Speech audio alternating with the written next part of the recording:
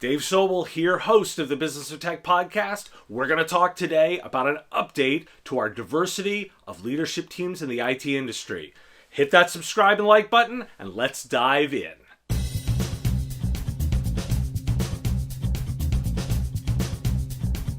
This is the third quarter reporting around the diversity of leadership teams in the IT industry, with a specific bent of those serving the IT Channel and SMB customers.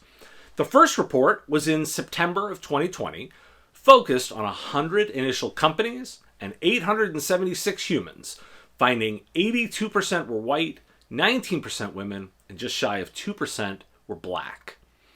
It was expanded to 300 companies and 2,966 humans, and more slices of data for December 2020.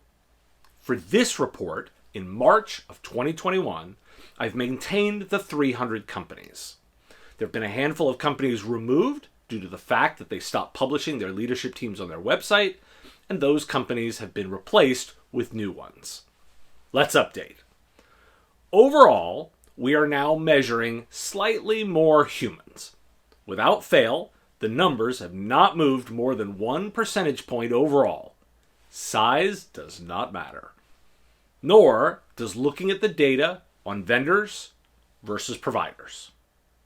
Nor does it do so on the US versus the rest of the world. I won't belabor the specific percentages, and I'll highlight them here in the video and in a full downloadable format linked in the podcast or from the website if you want to see the numbers. No need, really. The headline, they didn't change. Nearly identical to December, now in March. 84.7% are white, less than 2% black, and 18.82% are women. I will continue to update this data quarterly. If you'd like to report your company into the database to help make sure the data is more accurate and to push for visibility, you can do so. You can visit businessof.tech and there's an option to reach out. The intention is to highlight success stories as well as highlight the difference between the average and those who are monitoring their data. In December, I highlighted how this configuration of leadership teams are designed to underperform. Check out that episode. McKinsey has data showing that diverse management is 35% more likely to have financial returns above industry mean. The Carlyle Group found 12% more earnings per year for companies with diverse boards at the helm. My data is not off from the norm. Korn Ferry did an analysis of chief information and technology officers in 2019 and found about 18% were women, and it raises about 1% a year. I also want to highlight Wired's coverage of diversity theater. Many of the self-reporting can be summed up in these two paragraphs. Consider the annual ritual of the diversity reports themselves. When companies issue statements after missing diversity goals, the apology usually comes from a chief diversity officer, one of the few non-white executives at the company in the first place. Quote, "We aren't where we'd like to be," Facebook's chief diversity officer, Maxine Williams, wrote in 2017. Quote, "We continue to have challenges," she wrote the next year. In 2018, she was one of only 9 black females among Facebook's top 1,053 executives. "We must continue our work," wrote Melanie Parker, Google's head of diversity, in 2019. Google listed only 5 black females among its top 357 officers in 2018, the most recent numbers available. You'll note I'm not spending as much time on my own data this quarter, not only because it hasn't changed, but also because there isn't much to work with from the space. NASDAQ submitted a proposal in December requiring companies that list on the exchange to report their board diversity and to have at least one person who identifies as a woman and one person who identifies as an underrepresented minority or LGBTQ person on their board, or to explain why they don't. Investment companies BlackRock and State Street are asking companies to report the board diversity. And California law requires business headquartered there to have at least one board member from an underrepresented community by the end of this year. And before you think this is a low bar, NASDAQ found that in the 6 months prior to the diversity proposal, 75% of the companies listed on the exchange wouldn't have met the requirements. So let's look at the practical things that can be done. First, reminder, you can expand leadership. Boards and executive teams can just be expanded.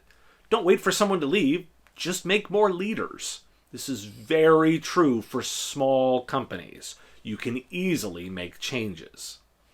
Second, from a hiring perspective, a simple recommendation.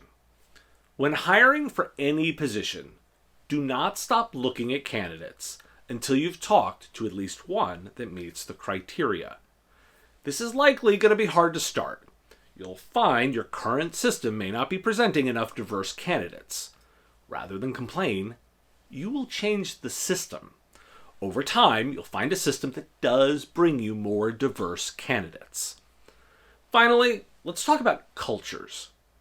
Enzo's Speak Up 2020 report says 59% of women of color and 43% of white women said they'd experienced discrimination at tech conferences. That's just conferences. At a very minimum, leaders need to be examining their internal culture. Are you building an inclusive environment to retain any talent you do hire? It may seem simple, but the indicators are we aren't retaining enough talent either. I'm keeping this quarter's very simple. Why? The 3 things I just discussed are big. These aren't easy. Just addressing them would be a huge amount of work, particularly for small organizations. And if the data is any indication, we need that. A lot. Small solution providers are not looking very good in the data set. This is a multi-year process. Starting now helps. And remember, the data is really strong for those who do invest here. Thanks for watching this bonus episode of The Business of Tech. If you like what you heard here, hit that like button and hit subscribe. It really helps, and I appreciate the time that you do that.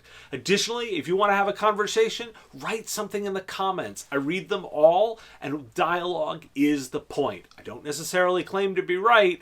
I do want to make sure that we've engaged correctly.